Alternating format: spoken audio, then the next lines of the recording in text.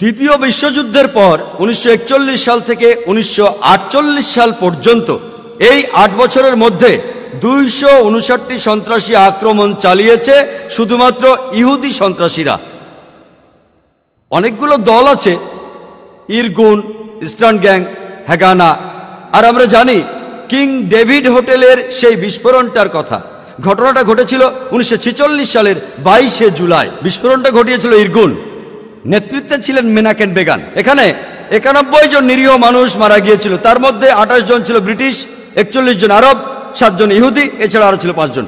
এই ইরগুন গ্রুপ আরবদের মতো পোশাক পরেছিল যাতে লোকজন মনে করে আরবরা এই ঘটনা ঘটিয়েছে। এটার জন্য দায়ী ছিলেন মেনাকেন বেগান। আর এটা ছিল ব্রিটিশ ম্যান্ডেটের বিরুদ্ধে ইতিহাসের সবচেয়ে বড় আক্রমণ।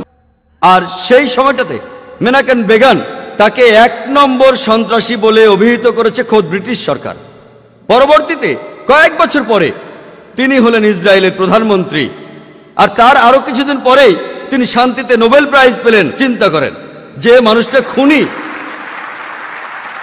মানুষটা খুন করেছে হাজার হাজার নিরীহ মানুষকে, সে প্রধানমন্ত্রী হয় ইসরায়েলের, আর কয়েকদিন পরে নোবেল প্রাইজ পায় শান্তিতে। আর তখন এই সন্ত্রাসী দলগুলি যেমন ইস্টার্ন গ্যাং, ইরগুন, হ্যাগানা, এই সব দলগুলি আর নেতারা যেমন Yitzhak Rabin, Menachem Begin, Ariel Sharon, এরা সবাই পরে ইসরায়েলের প্রধানমন্ত্রী অথবা উচ্চপদস্থ কর্মকর্তা হয়েছিলেন। আর এরা সবাই যুদ্ধ করেছিল একটা ইহুদি রাষ্ট্রের জন্য। যদি পৃথিবীর ম্যাপটা দেখেন, 1945 সালের আগে ইসরায়েল নামে কোনো দেশ ছিল না, ইসরায়েল দেশটাই ছিল না। এই ইহুদি দলগুলি, এই দলগুলিকে সন্ত্রাসী বলে ডাকতো ব্রিটিশরা। তারা একটা ইহুদি রাষ্ট্রের জন্য লড়ছিল। পরে তারা শক্তি দিয়ে ইসরায়েল দখল করে আর প্যালেস্টাইনিদের তাড়িয়ে দেয়।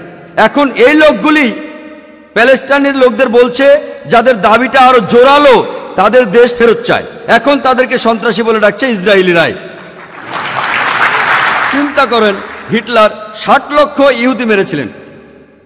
তিনি ইহুদিদের বের করে দিয়েছিলেন। তারা প্যালেস্টাইনে যাবে কেন? প্যালেস্টাইনিরা তাদের জ্ঞাতি ভাইদের আমন্ত্রণ জানিয়েছিল। তারা যদি কোনো দেশ চায় তাহলে জার্মানিতে ফিরে যাওয়া উচিত, ইউরোপে যাওয়া উচিত। চিন্তা করেন, প্যালেস্টাইনিরা তাদের স্বাগতম জানিয়েছিল। ধরেন আপনার বাসায় একজন মেহমান আসলো, অচেনা সেই লোককে আপনি বাসায় থাকতে দিলেন, আর কিছুদিন পর সে আপনাকে বাসা থেকে বের করে দিল। আপনি দরজার সামনে বলতে থাকলেন, আমার ঘর ফেরত চাই, ফেরত দেন। লোকে আপনাকে বলবে সন্ত্রাসী।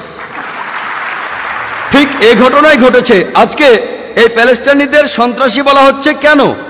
তারা তাদের দেশ ফেরত চায়। আর এখন পৃথিবীর মানুষ, বিশেষ করে উন্নত দেশগুলির মানুষ, তারা নির্বিকারভাবে এই অন্যায় মেনে নিচ্ছে।